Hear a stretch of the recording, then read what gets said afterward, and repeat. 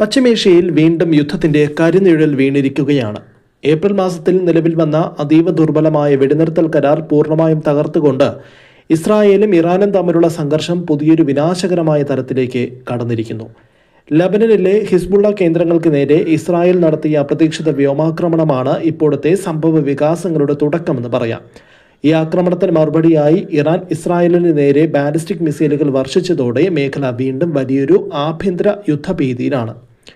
June 7-ന് വടക്കൻ ഇസ്രായേലിലെ പ്രധാന സൈനിക താവളങ്ങൾ ലക്ഷ്യമാക്കി ഇറാൻ നടത്തിയ മിസൈൽ ആക്രമണം ഏപ്രിൽ മുതൽ നിലനിന്നിരുന്ന ശാന്തതയെ അപ്പാടെ തകിടം മറിച്ചു.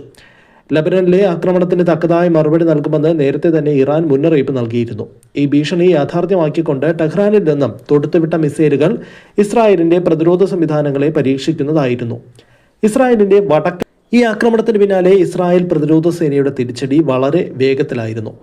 മധ്യ പടിഞ്ഞാറൻ ഇറാനിലെ സൈനിക കേന്ദ്രങ്ങൾ ലക്ഷ്യമിട്ട ഇസ്രായേൽ വ്യോമസേന നടത്തിയ ആക്രമണത്തിൽ ടെഹ്റാൻ, ഇസ്ഫഹാൻ, തബ്രിസ് തുടങ്ങിയ പ്രധാന നഗരങ്ങളിൽ ശക്തമായ സ്ഫോടനങ്ങൾ റിപ്പോർട്ട് ചെയ്യപ്പെട്ടിട്ടുണ്ട്.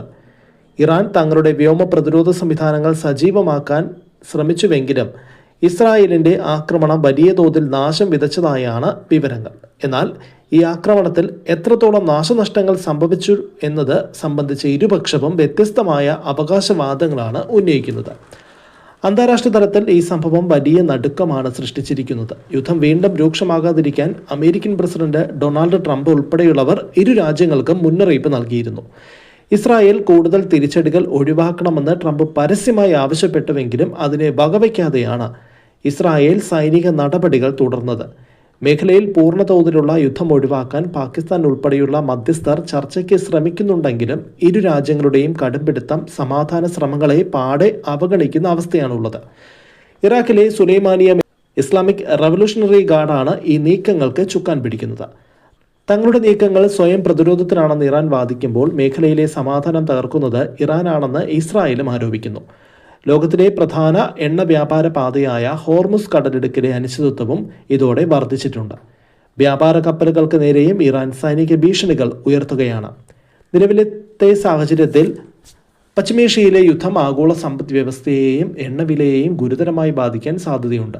2020 ഫെബ്രുവരി മാസത്തിൽ തുടങ്ങിയ സംഘർഷം 100-ാം ദിനത്തിലേക്ക് കടക്കുമ്പോൾ സമാധാനം എന്നത് വിദൂര സ്വപ്നമായി മാറുകയാണ്. നയതന്ത്ര തലത്തിൽ ചർച്ചകൾക്കായി ശ്രമങ്ങൾ നടക്കുന്നുണ്ട് എങ്കിലും സൈനിക നീക്കങ്ങൾക്കപ്പുറം സമാധാനപരമായ ഒരു പരിഹാരത്തിലേക്ക് എത്താൻ ഇരു രാജ്യങ്ങളും തയ്യാറാകുമോ എന്നത് സംശയകരമാണ്. വരും ദിവസങ്ങളിൽ നടക്കാൻ പോകുന്ന നീക്കങ്ങൾ ഈ മേഖലയുടെ മാത്രമല്ല ആഗോള രാഷ്ട്രീയത്തിൻ്റെ തന്നെ ഗതിവിഗതികളെ മാറ്റിമറിക്കുന്നതായിരിക്കും.